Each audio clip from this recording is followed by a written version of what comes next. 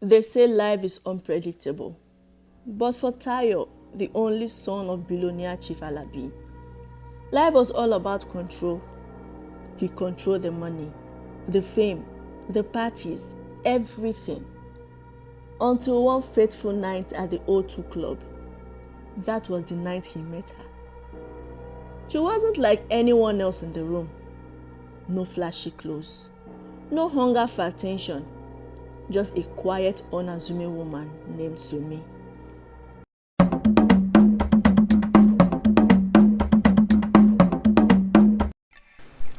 It was a night like no other at the O2 Club.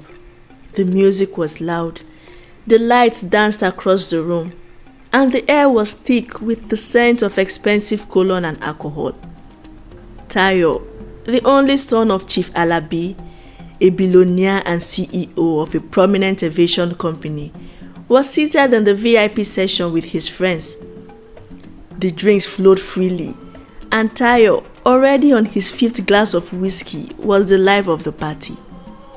His friends cheered as he danced, laughing at his exaggerated moves. Tayo loved the attention, being young, rich and handsome. He enjoyed his reputation as the ultimate party boy. As the night went on, he grew tipsier. His words slurring slightly, his steps unsteady. Then he saw her. She was seated in the far corner of the club, sipping a drink and looking out of place. She wasn't dressed in the usual flashy outfit of the other women in the club. Her outfit was simple, a modest black dress that hugged her curvy figure, paired with low heels. There was something innocent yet intriguing about her.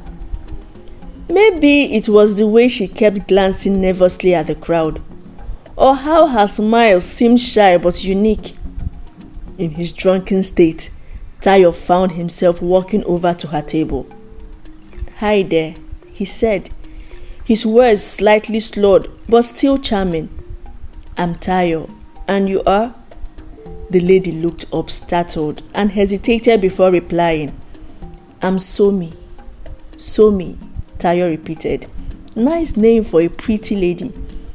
Mind if I join you?" Somi nodded shyly, and Tayo sat down, ordering more drinks. They talked, or rather, Tayo talked, while Somi listened, laughing softly at his jokes. Despite his drunkenness, Tayo found her company refreshing. She wasn't loud or overly impressed by his wealth, unlike the other women he usually met. As the night progressed, Tayo suggested they leave for somewhere more private. Somi hesitated but eventually agreed. They drove to a luxurious hotel, and in the haze of alcohol and excitement, they became intimate. The morning after, the sunlight streaming through the hotel curtain woke Tayo up. His head pounded from the alcohol, and he growled as he sat up, rubbing his temples. It was then he noticed the figure lying beside him. He froze. The lady beside him wasn't the glamorous, confident woman he thought he had met. She was Somi, but her features now appeared different in the clear light of day. Her facial structure. Everything pointed to one undeniable fact. Somi had Down syndrome. Tayo's heart raced. He jumped out of bed, staring at her. "What the hell is this? Who are you?" Somi woke up slowly, looking at him with confusion. "It's me, Somi. We met last night." "You shut up. You tricked me," Tayo yelled. "Get out of here now." Somi's eyes filled with tears as she quickly dressed and left the room. She didn't say a word, only glancing back once before walking out. Tayo felt a mix of anger and shame. How could he have been so careless? 2 months later, Tayo had almost forgotten about the incident when he received a call from an unknown number. "Hello, Mr. Tayo," the voice on the other line said. "It's Somi." We met at the O2 club 2 months ago. Tayo's chest tightened. What do you want? Well, Somi said, her voice calm. I just found out I'm pregnant. Tayo felt like the ground had been pulled out from under him. Pregnant? That's impossible. Okay, Somi replied. Take your time and process it. Call me back when you are ready to talk. But Tayo didn't call back. Days turned into weeks, and Somi called again.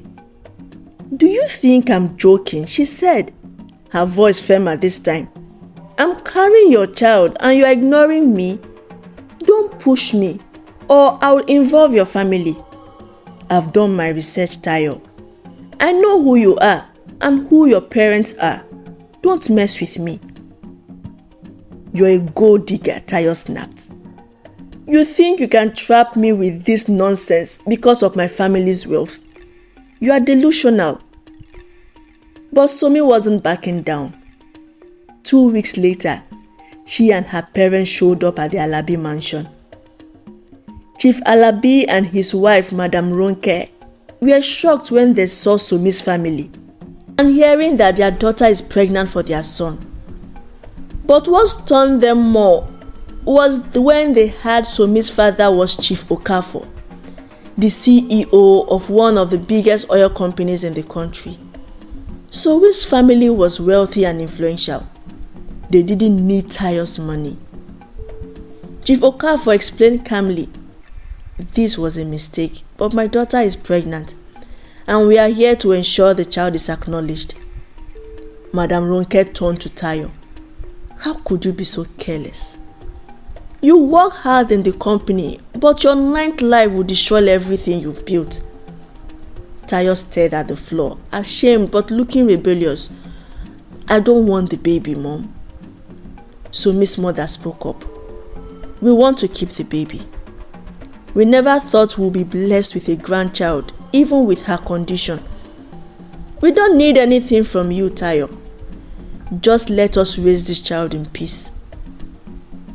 Chief Okafor added, we can take care of her and the baby, but we need Tayo to acknowledge Somi's pregnancy.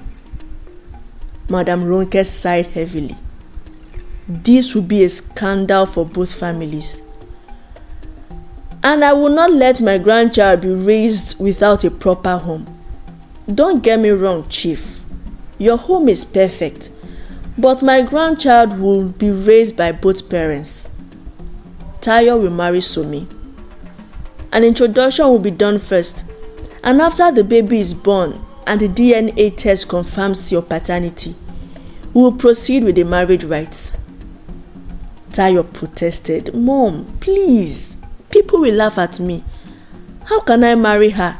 Look at her. Madam Ronke snapped. You didn't think about what people will say when you went into her? This is your mess, and you will fix it. But Mom, Dad, I was drunk. Please don't do this.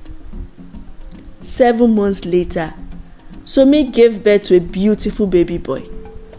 To everyone's surprise, the baby had no sign of Down syndrome.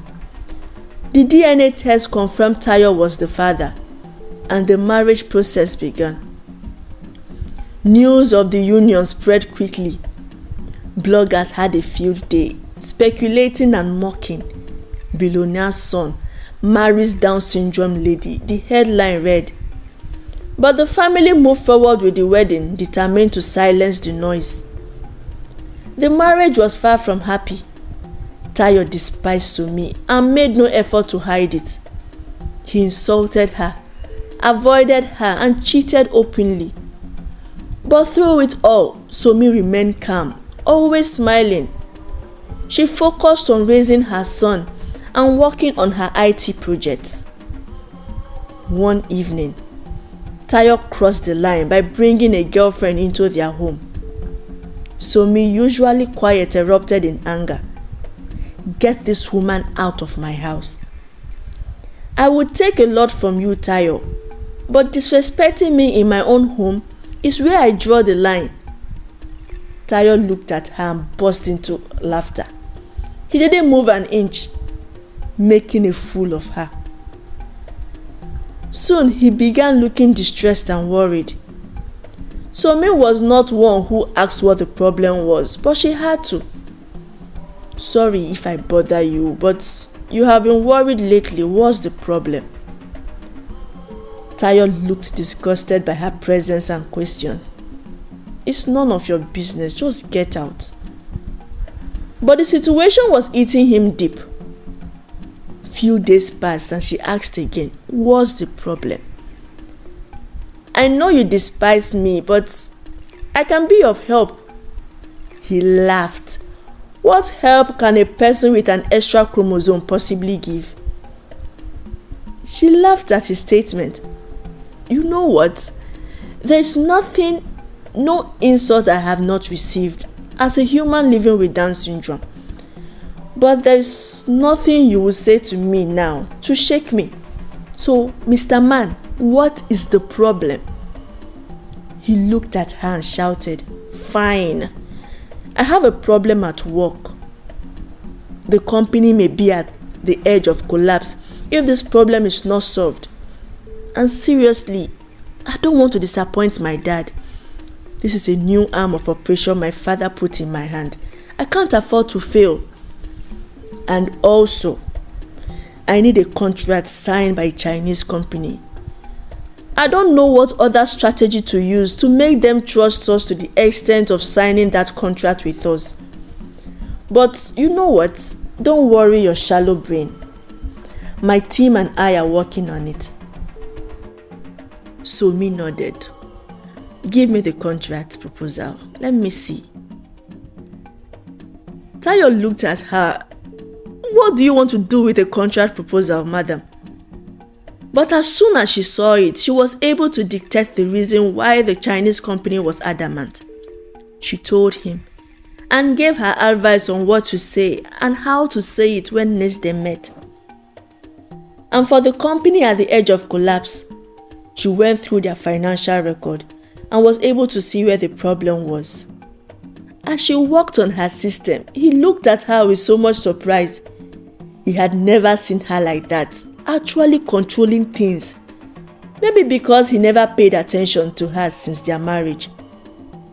1 week later, he came home shouting, screaming with excitement. From the gate, he screamed, "Where is my wife?" Everyone, even the domestic staffs, were surprised. He had never used that word in 2 years of marriage. Somi came out with a surprising look on her face. Are you okay? I heard your voice from inside. Yes, I am okay. You are a genius. The Chinese company signed the deal. Thank you, my love. He hugged her and spun her around. She had never seen him this happy, and he had never touched her in 2 years. Tears streamed down her face. She had nothing to say, but she said, "You are welcome." He begged her to please go out with him that night. He wanted to show off his genius wife to the world. She paused and asked, "Are you drunk again? This is me, Somi. Are you sure you want to go out with me?" He smiled and held her hand. "I am 100% sure. I'm very sorry for everything. I know I hurt you deeply with my actions, especially my words.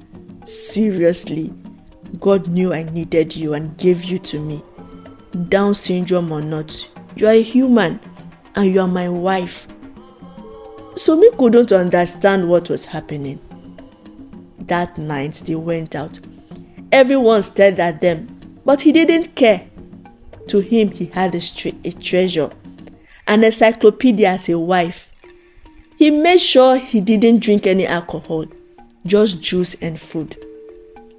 As they returned home, he made attempts to get into her, but she refused. "Are you sure you want to do this with me?" He said yes. "I made sure I didn't drink any alcohol.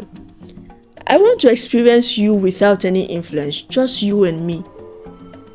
That night, it was memorable for both of them. By morning, she woke up with a feeling, scared that her husband would go back to his usual mean self. But she was wrong. He woke up with a smile. "Good morning, darling. How was your night?" Somi couldn't believe it. What changed? She asked herself. And that was how the beautiful love story of Tayo and Somi began. This story teaches that sometimes the best gifts actually come in the most unappealing and unexpected packages. Let's always give love a chance.